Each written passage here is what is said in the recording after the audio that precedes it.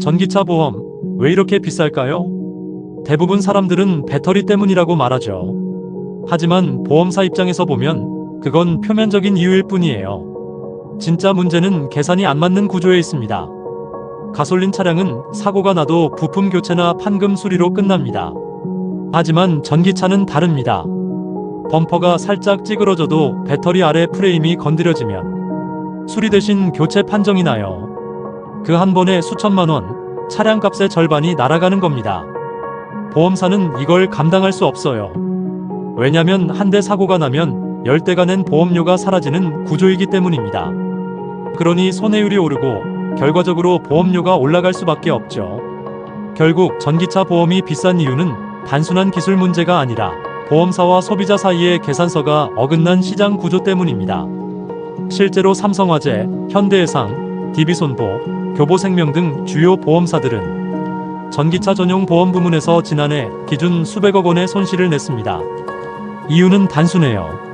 배터리 손상 시 수리보다 교체가 우선되기 때문이에요. 그 한 번의 사고로 보험금이 수천만 원이 나갑니다. 해외도 사정은 다르지 않습니다.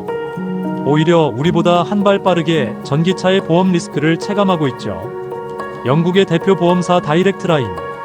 2023년 초 전기차 손해율이 급등하자 테슬라 차량 신규 가입을 전면 중단했습니다. 이유는 간단합니다. 한 해 동안 전기차 사고 처리 비용이 내연기관차 대비 평균 3배 이상이었거든요. 심지어 일부 사고는 수리비가 차량 가격을 넘어서면서 수리보다 폐차가 낫다는 결론까지 나왔습니다. 미국도 비슷합니다. 스테이트팜과 프로그레시브는 전기차 보험료를 연이어 인상했습니다. 특히 테슬라, 리비안, 루시드 같은 신형 모델은 보험료가 가솔린 차보다 최대 40% 더 비쌌습니다. 이유는 역시 배터리입니다. 배터리 하나가 차량 가격의 절반을 차지하니 충돌 한 번으로 차값 절반이 사라지는 구조죠. 더 심각한 건 수리 인프라도 부족하다는 겁니다.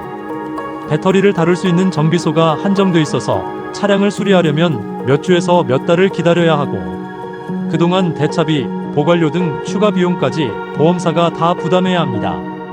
그래서 해외 보험사들은 이미 판단을 내렸습니다.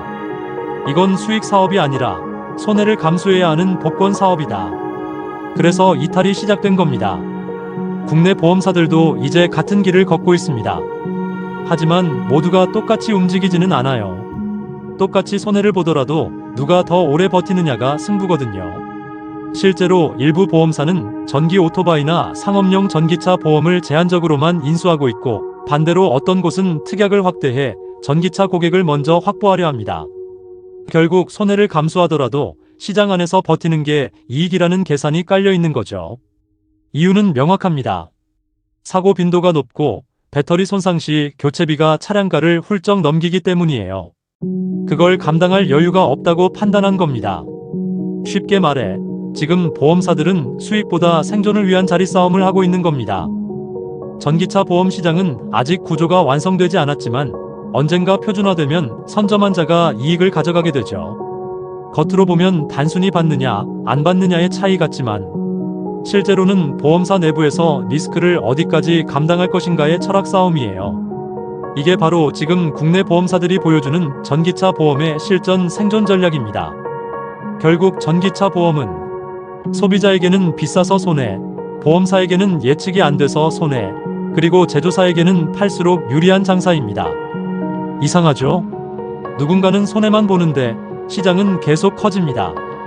이게 바로 시스템이 만든 착시 효과예요. 겉으론 친환경, 미래 산업 같지만 속을 들여다보면 손해의 주체가 바뀌는 게임일 뿐입니다.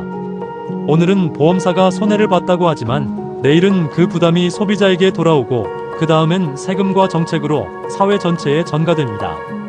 그러니까 이건 단순히 보험이 비싸다의 문제가 아니에요. 전기차 산업이 성숙하기 전까지 모두가 조금씩 손해를 나눠내는 구조입니다. 그리고 그걸 다들 압니다. 제조사도, 보험사도, 정부도. 그런데도 아무도 멈추지 않아요.